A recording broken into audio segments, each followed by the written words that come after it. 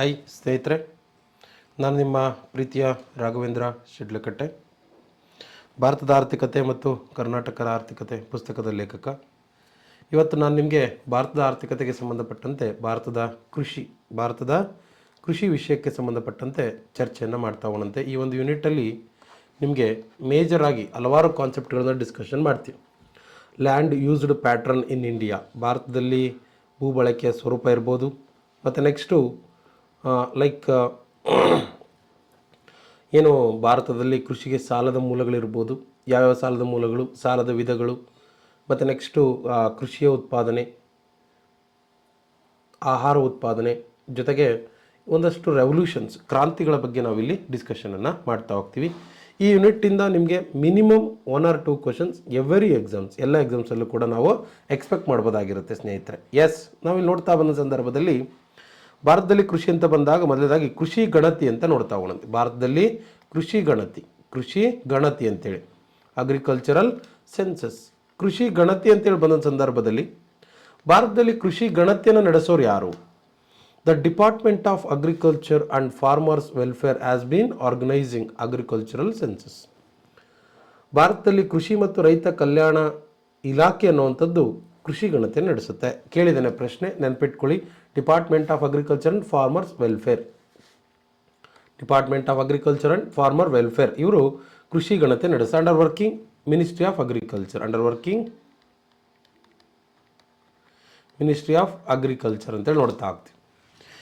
ಸ್ನೇಹಿತರೆ, ಇಲ್ಲಿ ನಾವು ನೋಡ್ತಾ ಬಂದ ಸಂದರ್ಭದಲ್ಲಿ ಈ ಒಂದು ಕೃಷಿ ಮತ್ತು ರೈತ ಕಲ್ಯಾಣ ಇಲಾಖೆ ಅನ್ನುವಂಥದ್ದು ವಿಶ್ವ ಕೃಷಿ ಗಣತಿಯ ಕಾರ್ಯಕ್ರಮದ ಭಾಗವಾಗಿ ರಾಜ್ಯಗಳು ಮತ್ತು ಕೇಂದ್ರಾಡಳಿತ ಪ್ರದೇಶಗಳ ಸಹಯೋಗದೊಂದಿಗೆ, ನೋಡಿ ಇದೊಂದು ಒಕ್ಕೂಟ ವಿಷಯ, ರಾಜ್ಯಗಳು ಮತ್ತು ಕೇಂದ್ರಾಡಳಿತ ಪ್ರದೇಶಗಳ ಸಹಯೋಗದೊಂದಿಗೆ 1970-71ರಿಂದ ಪ್ರತಿ ವರ್ಷವೂ ಕೃಷಿ ಗಣತಿ ನಡೆಸಲಾಗ್ತದೆ. ಹಾಗಾದರೆ the first agricultural census will conducted in 1971.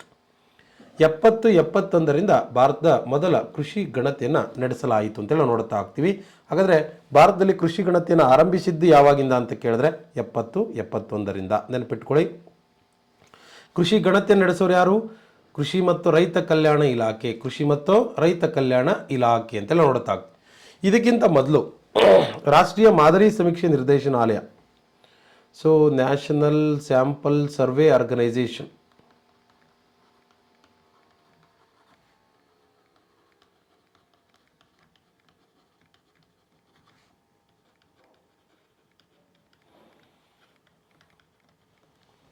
ಕೆಲವೊಂದಿಷ್ಟು ಮಾದರಿಗಳನ್ನು ನಡೆಸ್ತಾ ಇತ್ತು. ರಾಷ್ಟ್ರೀಯ ಮಾದರಿ ಸಮೀಕ್ಷಾ ಸಂಸ್ಥೆ ಅನ್ನುವಂಥದ್ದು ಕೆಲವೊಂದಿಷ್ಟು ಮಾದರಿಗಳನ್ನು ನಡೆಸ್ತಾ ಇತ್ತು.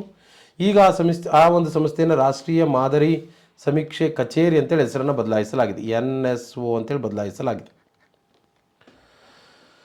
NSSO ಇದೇನಾಯಿತು? NSO ಆಯಿತು 2019ರಲ್ಲಿ.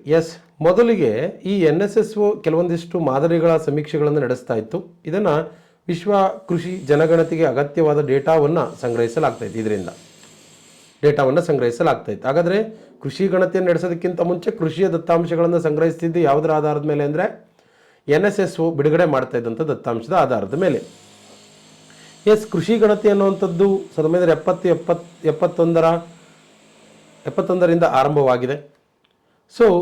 ಇಲ್ಲಿ ಏನೇನೆಲ್ಲ ದಾಖಲೆಗಳು, ಭೂ ದಾಖಲೆಗಳಿರ್ಬೋದು, ದತ್ತಾಂಶಗಳಿರ್ಬೋದು, ಮರುಪಟ್ಟಿ ಮಾಡಲಾದಂಥ ಸಂಪೂರ್ಣ ಎಣಿಕೆಯನ್ನು ಅಳವಡಿಸಿಕೊಳ್ಳುವಂಥದ್ದು ಇರ್ಬೋದು, ಭೂ ದಾಖಲೇತರ ರಾಜ್ಯಗಳಲ್ಲಿ, ಭೂ ದಾಖಲೆಗಳು ಸರಿಯಾಗಿ ಸಿಗದೇ ಇರುವಂಥ ರಾಜ್ಯಗಳಲ್ಲಿ, ಸಮಗ್ರ ಭೂ ದಾಖಲೆಗಳನ್ನು ನಿರ್ವಹಿಸದಿದ್ದಲ್ಲಿ ಮಾದರಿ ಸಮೀಕ್ಷೆಗಳ ಮೂಲಕ ಡಾಟಾವನ್ನು ಸಂಗ್ರಹಿಸಲಾಗ್ತಾ ಇತ್ತು. ಈ ಸ್ಯಾಂಪಲ್ಸ್ ಏನಿತ್ತು ಆ ಸ್ಯಾಂಪಲ್ಸ್ನ ಮುಖಾಂತರವಾಗಿ ಏನು ಮಾಡ್ತಾ ಇತ್ತು? ಸಂಘಟಿಸಲಾಗ್ತಾ ಇತ್ತು ಅಂತೇಳಿ ನಾವು ನೋಡ್ತಾ ಹೋಗ್ತೀವಿ ಅಂತೇಳಿ. Clear friends? ನೋಡಿ, ಕೃಷಿ ಗಣತಿಗೆ ಸಂಬಂಧಿಸಿದಂತೆ ಭಾರತದಲ್ಲಿ ಕೃಷಿ ಗಣತಿ ಏನಿದೆ, ಈ ಕೃಷಿ ಗಣತಿಯನ್ನು ಮೊಟ್ಟ ಮೊದಲ ಬಾರಿಗೆ ಇಲ್ಲಿ ನೆನಪಿಡಬೇಕಾದಂಥದ್ದು, ಕೃಷಿ ಗಣತಿಯನ್ನು ನಡೆಸೋರು ಯಾರು ಅಂತಂದರೆ ಕೃಷಿ ಮತ್ತು ರೈತ ಕಲ್ಯಾಣ ಇಲಾಖೆ. ಇದೊಂದು most very important. Next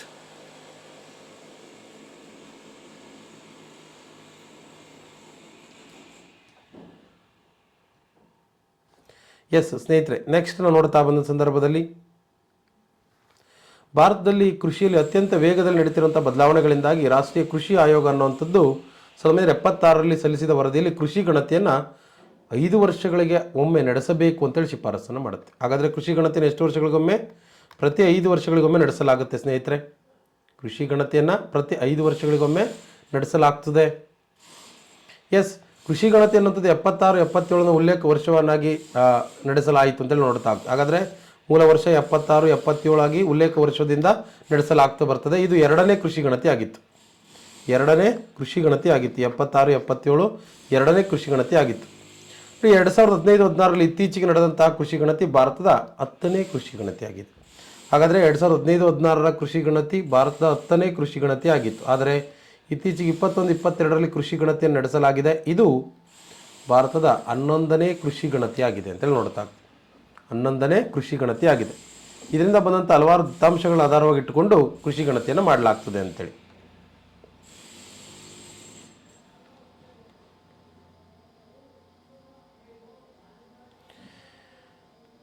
S, ಹಾಗಾದರೆ ಭಾರತದಲ್ಲಿ ಒಟ್ಟು ಎಷ್ಟು ಕೃಷಿ ಗಣತಿಗಳಾಗಿದೆ ಅಂದರೆ 11 ಕೃಷಿ ಗಣತಿಗಳಾಗಿದೆ ಅಂತೇಳಿ ನಾವು ನೋಡ್ತೇವೆ ಸ್ನೇಹಿತರೆ. ನೆಕ್ಸ್ಟ್, ನಿವ್ವಳ ಸಾಗುವಳಿ ಭೂಮಿ ಅನ್ನುವಂಥದ್ದು ಶೇಕಡ 42.4% ನಿವ್ವಳ ಸಾಗುವಳಿ ಭೂಮಿ ಅನ್ನುವಂಥದ್ದು 42.4%. ಅಂದರೆ ಕೃಷಿಗೆ ಬಳಕೆ ಮಾಡಲಾದ ಭೂಪ್ರದೇಶ ಭಾರತದಲ್ಲಿ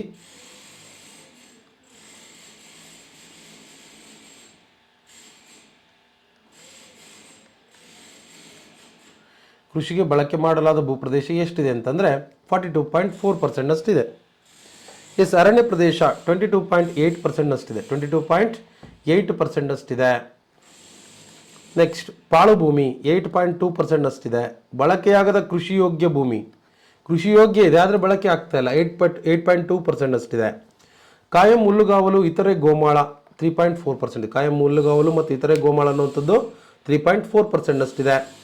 ಹಾಗೂ ಇತರೆ ತೋಟಗಳು, ಈ ನೆಡುತೋಪುಗಳು ಎಕ್ಸೆಟ್ರಾ ಇವೆಲ್ಲ 1.1% ಅಷ್ಟಿದ್ದಾವೆ ಅಂತೇಳಿ.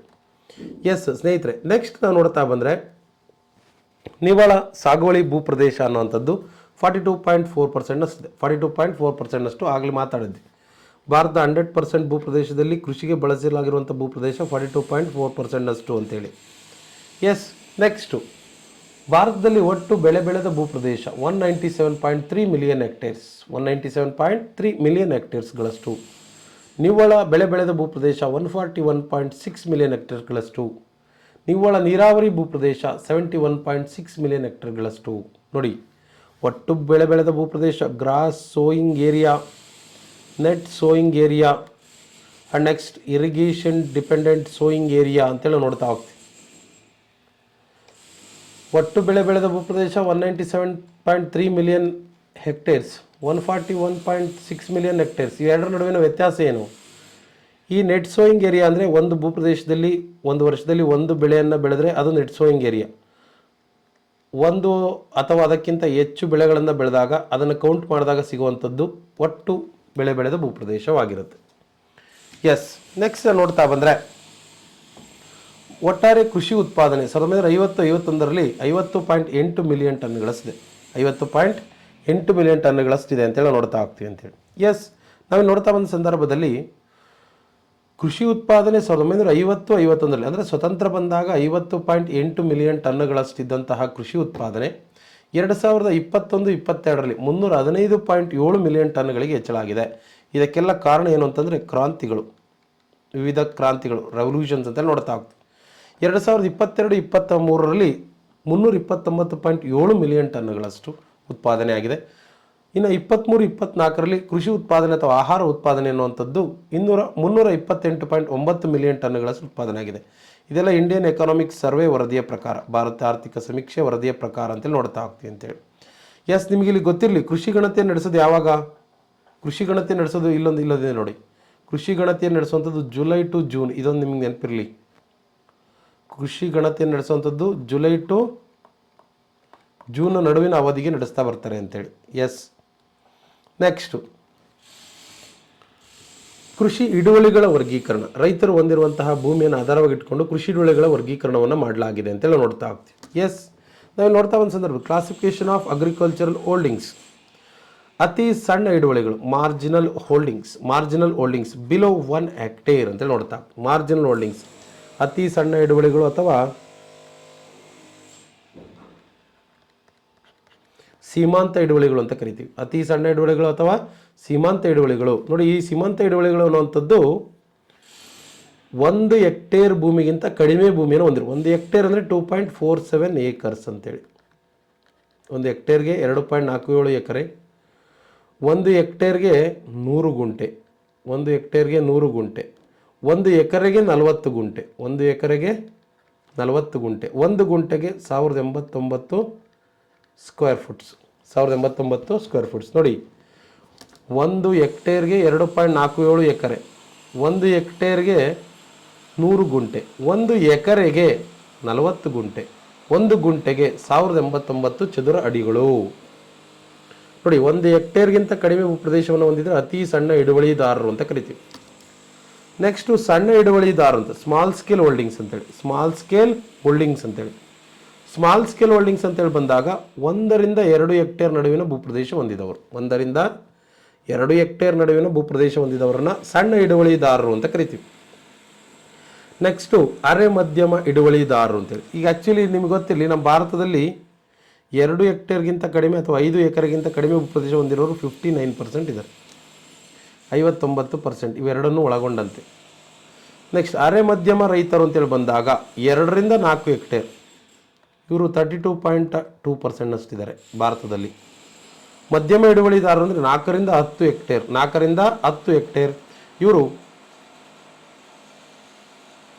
7.2% ಅಷ್ಟಿದ್ದಾರೆ. 7.2% ಅಷ್ಟಿದ್ದಾರೆ ಮಧ್ಯಮ ಹಿಡುವಳಿದಾರರು. ಇನ್ನು ದೊಡ್ಡ ಹಿಡುವಳಿದಾರರು ಅಥವಾ ಬೃಹತ್ ಹಿಡುವಳಿದಾರರು ಅಂತಂದರೆ more than 10 hectares. More than 10 hectares ಇವರು ಎಷ್ಟಿದ್ದಾರೆ ಅಂತೇಳಿ ನೋಡ್ತಾ ಬಂದರೆ 1.6% ಅಷ್ಟಿದ್ದಾರೆ ಸ್ನೇಹಿತರೆ.